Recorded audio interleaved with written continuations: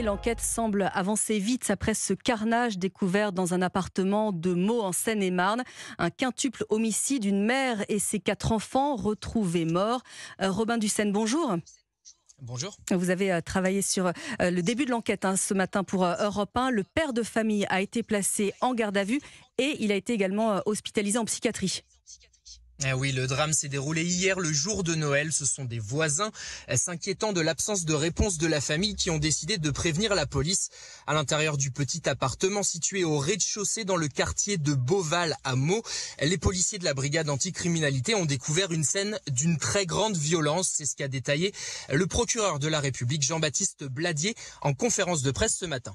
Les 3 défuntes avaient été victimes d'un très grand nombre de coups de couteau, dont il est impossible de déterminer le nombre en l'état. Le petit garçon de 4 ans et le bébé de 9 mois ne présentaient pas de plaies apparentes sur le corps et donc évoquaient à ce stade la piste d'un étouffement ou possiblement d'une noyade. Et alors, Robin Dussen, cet homme, on le sait désormais, il avait des antécédents et notamment, il avait déjà attaqué sa compagne. Robin Dussen, qu'on a perdu.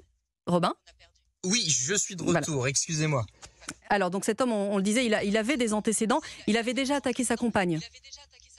Oui, il y a 4 ans, le meurtrier présumé, un homme de 33 ans, avait déjà asséné un coup de couteau à sa femme. Mais à l'époque, la victime avait décidé de ne pas porter plainte et la procédure avait donc été classée puisque l'individu avait été déclaré irresponsable en raison de sa déficience mentale. Depuis 2017, le suspect était suivi en psychiatrie. Il était même interné jusqu'en janvier 2020.